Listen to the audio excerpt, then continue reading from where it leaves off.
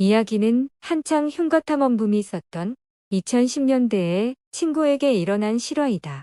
친구였던 현우와 나는 고등학교 때부터 알고 지낸 사이였고, 우리들은 코드가 잘 맞아 항상 교류를 하고 지내왔었다. 현우의 취미로는 게임을 좋아했고, 영화 또한 좋아했었다. 그리고 장르도 공포물은 항상 들어가 있을 정도로 공포 마니아였으며, 종종 자기의 담력이 강한 것을 과시하며 흉가 체험도 곧잘 다니고 하던 녀석이었다. 나는 흉가 체험 같은 것들에 흥미가 없어서 현우가 흉가 체험을 하고 온 날이면 녀석의 주절거림을 억지로 항상 들어줘야 했었다. 그러면서도 나는 현우에게 괜히 그런데 다녀서 잘못되지 말고 적당히 다니라고 타일러 주기도 했다. 하지만 현우는 마치 중독이라도 된 듯 소문이 있거나 귀신이 나왔다고 하는 곳을 굳이 애써 찾아내 기어코 방문해서 흉가를 탐험하던 녀석이다. 그것도 그 어두운 밤에 혼자서.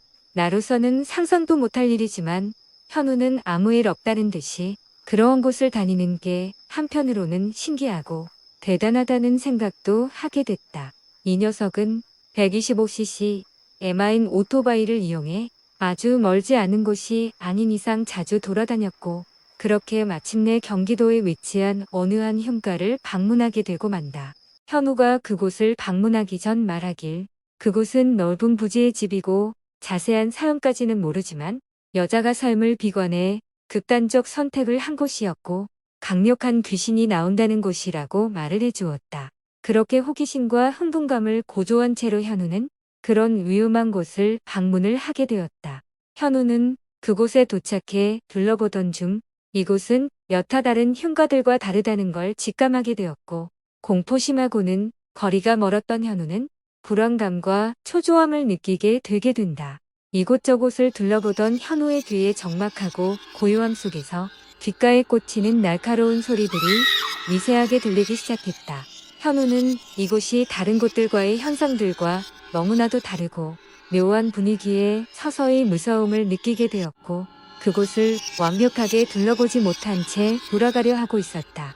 하지만 그 순간 나가려고 발길을 틀며 플래시로 왼쪽 길 쪽을 비추던 중 그곳에 긴 머리를 늘어뜨린 여자가 고개를 숙인 채 서 있었다. 현우는 순간 너무나도 놀라 소리를 지르며 욕을 했고, 이내 그 여자는 서서히 얼굴을 들어 현우를 노려봤다.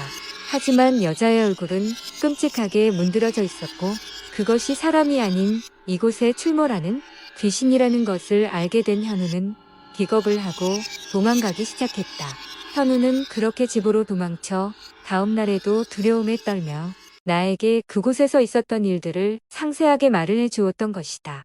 현우는 자기가 태어나서 여태껏 그렇게 끔찍하고 무서운 귀신을 명확하게 본 건 처음이었고, 담력이 강한 자신을 노려보던 그 귀신의 눈빛은 마치 자신을 죽음으로까지 몰고 갈 정도로 살벌함 그 자체였다며 말로 형용할 수 없을 정도였다고 말을 한다. 그 후에도 현우는 멀쩡한 대낮인데도 두려움에 떨며 누군가가 자기의 귓가에 대고 알 수 없는 소리를 속삭이며 기운 자체도 안 좋아지는 것을 느끼고 있다고 했다. 날이 갈수록 현우의 상태는 점점 외관상으로도 느낄 수 있을 정도로 안 좋아졌고, 급기야 나란히 쓰면서도 저 앞에 그 여자가 있다고 헛소리까지 하기 시작했다.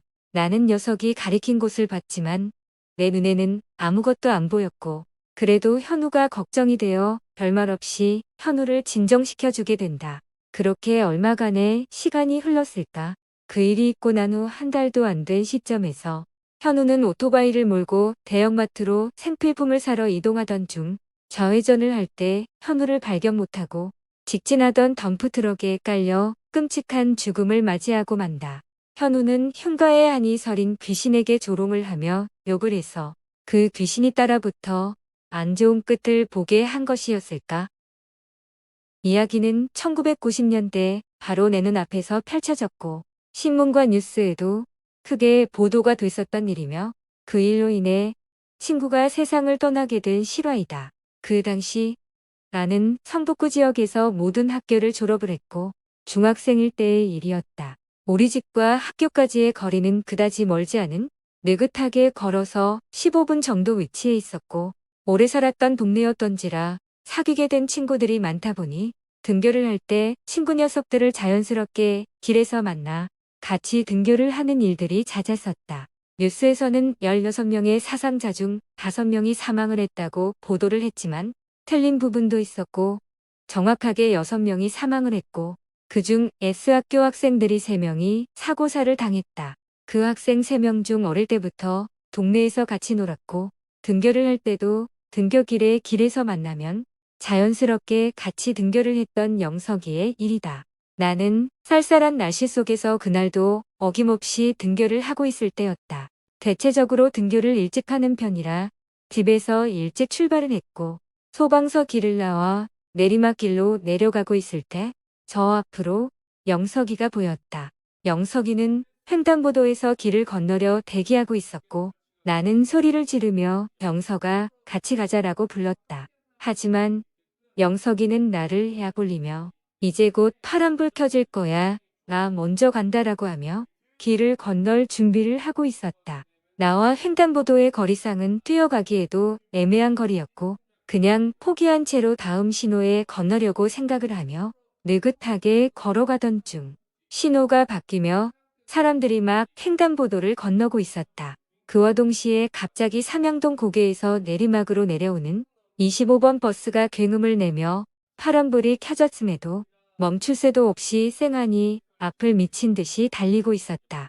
나는 횡단보도 앞에서 멈추겠거니 하면서도 설마 하는 마음도 있었다.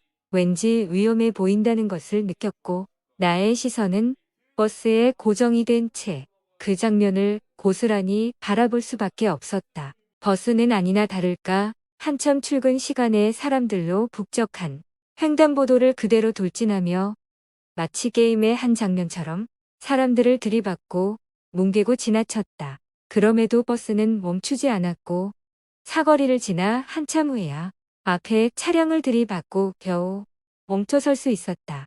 그 사고로 인하여 인명피해는 앞서 말한 것과 같은 피해가 발생을 하게 됐고 사고 현장은 말 그대로 지옥 그 자체였다.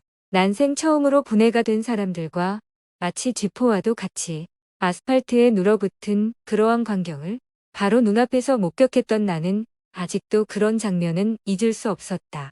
곧이어 바로 위에 있던 소방서에서 인명구급대가 신속하게 출동을 했고 사고 처리를 하는 과정도 나에게는 쇼킹 그 자체였었다. 삽자루로 눌러붙은 잔해를 긁어냈고 상자에다 그러한 잔해물을 퍼담았으며 마지막으로 모래를 도로에다 뿌렸다. 그럼에도 사방에서 피비린내가 진동을 했고 어린 나에게 그러한 사고 처리는 평생 잊을 수 없는 장면이었다.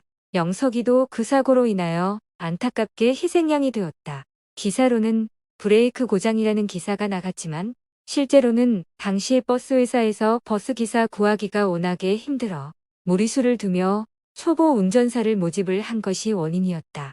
초보 버스 기사는 내리막길에서 이미 상당한 속도로 롤러코스터를 타듯 내려오고 있었고 갑자기 바뀐 신호등에 당황한 나머지 미숙함으로 인해 브레이크를 밟아야 되는 것을 악셀을 더 강하게 밟아 그대로 돌진하며 그러한 비극을 낳은 것이었다. 그 후에 횡단보도들은 사거리에서 뒤로 훨씬 밀려나며 간격을 크게 두고 새롭게 배치가 된다. 하지만 중요한 것은 사고 후 사거리에서는 어느 날부터 사고사를 당한 귀신들이 종종 사람들에게 목격이 된다는 것이었다. 친구의 말로는 그 중에는 영석이와 비슷하게 생긴 영혼도 사거리를 배회하고 있는 걸 봤다는 말까지 흘러나왔다.